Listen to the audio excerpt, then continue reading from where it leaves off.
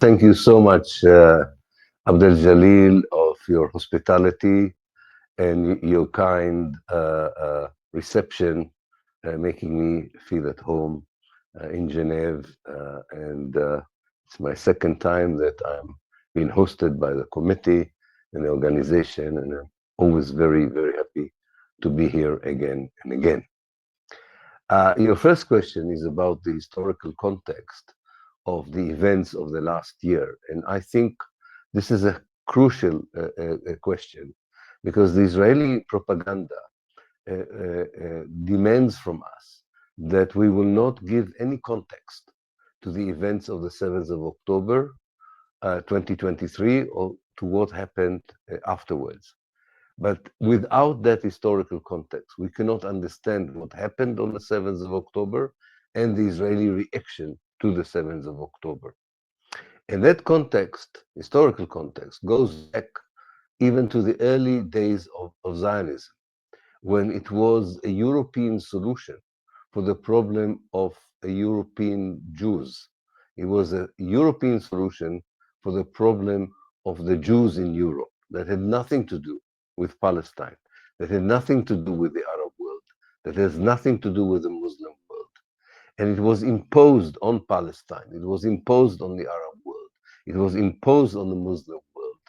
And by force of imperialism, a Jewish state was created through the dispossession of the Palestinians. So this is still the main issue because this was an invalid and immoral idea that was sustained by force. And when force was not enough, more force was used.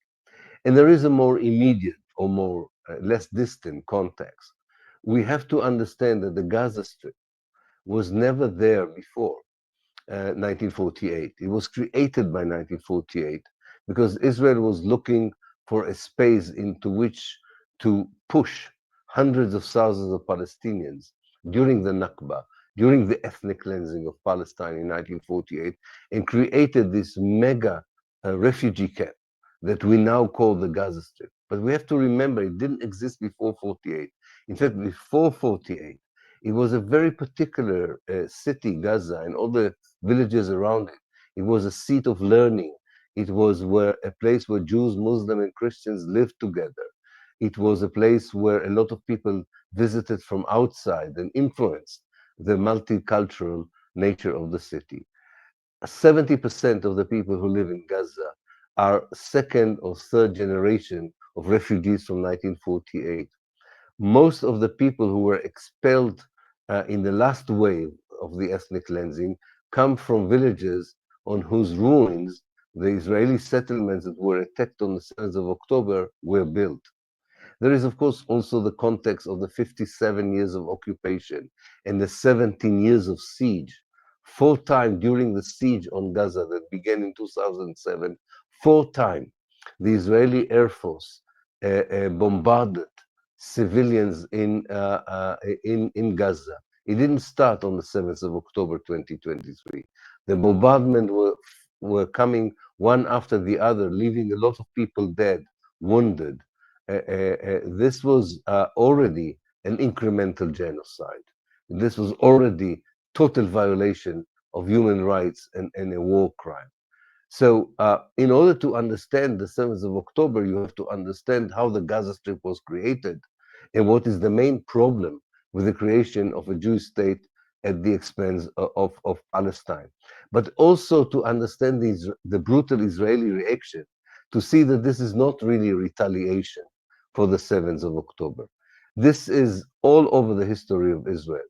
They are using pretexts like this in order to complete what they have tried to do in 1948, which is to have a Palestine without any Palestinians. In 1948, Israel managed to expel half of the Palestinian population, but half of the Palestinian population remained in Palestine, and many millions very near to Palestine.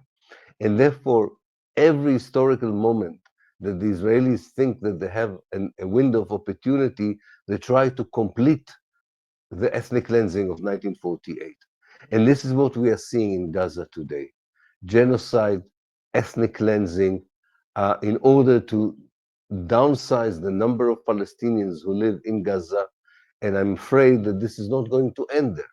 They would like to do the same in the West Bank and to the Palestinian minority inside Israel. So this historical context should explain to people that all in all, what we have seen, and with this I would end, what we have seen in the last year is an anti-colonialist resistance trying to prevent the total destruction of the Palestinian people and Palestine, and a colonialist project that is trying to complete the total destruction despite the resistance and the resilience of the Palestinian people. And that's the only way of looking. All the Israeli propaganda about Iran sending terrorist groups, or this is a war between Islam and Judaism, this is all nonsense. This is a battle between a colonial project and an anti-colonial resistance movement, whether they are in the West Bank, whether they are in the Gaza Strip, whatever political or ideological color they have. This is the main issue, and if we want to stop it, we have to stop the colonization. We have to decolonize historical Palestine in order that both Jews and Arabs, Muslim, Christians, and Jews would continue to live together as they used to in Palestine before the arrival of Zionists.